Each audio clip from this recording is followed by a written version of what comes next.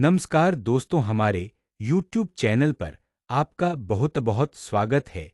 दोस्तों, राजस्थान विधानसभा में राजस्थान की उप मुख्यमंत्री दिया कुमारी जी द्वारा राजस्थान बजट पेश किया गया। बजट पर चर्चा के दौरान राजस्थान के पूर्व कैबिनेट मंत्री और कांग्रेस के कद्दावर नेता हरीश चौधरी द्वारा राजस्थान विधानसभा पटल पर कुछ आंकड़े रखे गए। बजट अपने आप में एक बहुत महत्वपूर्ण घोषणा होती है। इस संवैधानिक देश में जो नियम हैं, परंपराएं हैं,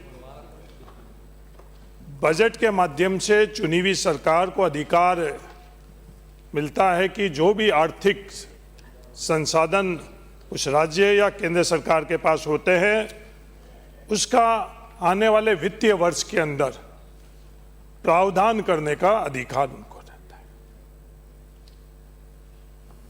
हम लोग देख रहे हैं, देश देख रहा है, राजस्थान देख रहा है, जो बजट घोषणाएं हो रही है और धरातल के ऊपर जो उस वित्तीय वर्ष के अंदर लागू हो रहा है, उसमें बहुत बड़ा अंतर आ रहा है। बजट जैसे महत्वपूर्ण काम की विश्वसनीयता पर अगर सवालिया निशान उठता है तो वह राज्य हित में नहीं है। सिर्फ घोषणा करना, तालियां बजवाना, हेडलाइन लिखवाना ही बजट का मकसद नहीं रहता है। घोषणा करते वक्त तो ये बहुत अच्छा आंकड़ा नजर आया कि 15% ग्रोथ रेट होगी। सभापति महोदय, अगले वर्ष जब ये आंकड़ा आएगा इस वित्तीय वर्ष का, तो क्या 15% होगा? नहीं होगा। मैं ये कह रहा हूं, और अगले वित्तीय वर्ष के अंदर जब ये आंकड़ा आए तो इस वक्त आप खुद इसका आकलन कर लेना। और इस बजट की विश्वसनीयता का संदर्भ सिर्फ यही नहीं, बजट में जो पिछले वित्तीय वर्ष के अंदर नेट एक्सपेंडिचर का जो प्रावधान था, वो और जो रिवाइज्ड के अंदर अंतर आया, वो लगभग 20,145 करोड़ का आया, 5%। पर ये 5% किस मद में आया है? जो ये कैपिटल एक्सपेंडिचर होता है, जिससे इस प्रदेश के विकास में उस मद के अंदर आया, और इस प्रदेश के विकास के संदर्भ के अंदर जो कटौती हो रही है, जो मूलभूत आधारभूत ढांचा है, उसमें कटौती हो रही है। क्या यह चिंता का विषय है या नहीं? मेरा मानना है बहुत चिंता का। इस बजट के अंदर जब बनाते वक्त जो हमारे मुख्य सूत्र थे पिछले बार टैक्सेशन के, सेल टैक्स और वैट, जो पिछले वर्ष 2025-26 के अंदर बजट के अंदर उसका प्रावधान रखा 30,780 करोड़, और जो रिवाइज्ड प्रावधान के अंदर उसको घटाकर 28,000 कर दिया गया। पर सभापति महोदय, इस वर्ष जो 9% कम था, पर सिर्फ घोषणा के लिए इस वर्ष जब घोषणा करी गई बजट के अंदर सेल टैक्स और वेट का 21% आगे बढ़ा दिया। राजस्थान जानता है कि पिछले वर्ष जो आपने लक्ष्य रखा वो भी आप प्राप्त नहीं कर सके, वो और कोई नहीं बोल रहा, खुद वित्त विभाग रख रहा है। उसके बावजूद भी 21% आगे बढ़ाकर आप इस प्रदेश को क्या संदेश दे रहे हो? इस बजट की विश्वसनीयता के ऊपर क्यों प्रहार कर रहे हो? ये जिम्मेवारी सिर्फ वित्त विभाग की नहीं है, ये जिम्मेवारी कैबिनेट की भी है।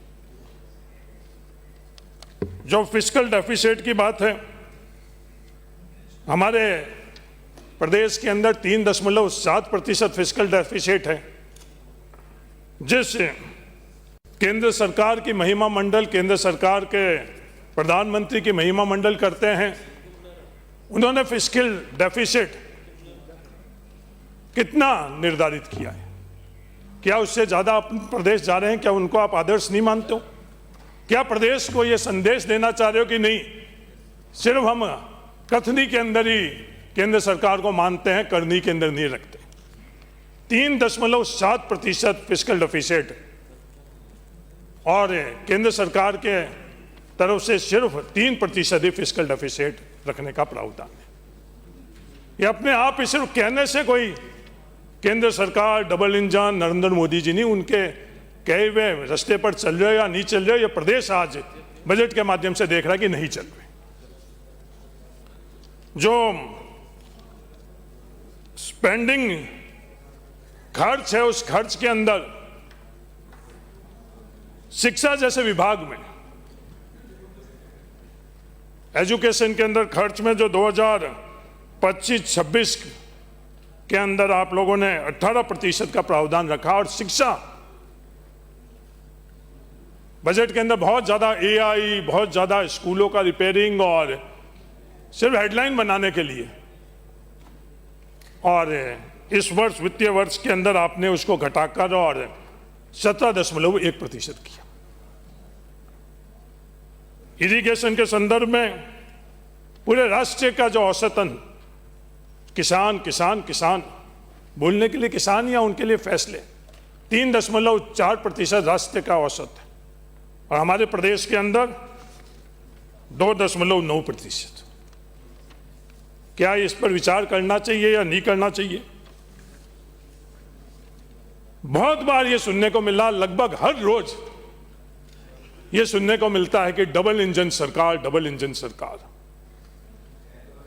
प्रधानमंत्री जी का नाम भी, पर इस डबल इंजन सरकार और जिन प्रधानमंत्री जी की आप चर्चा कर रहे हो, क्या उससे प्रदेश को कुछ मिल रहा है, या प्रदेश को जो मिल रहा है उसके अंदर ही बाधक?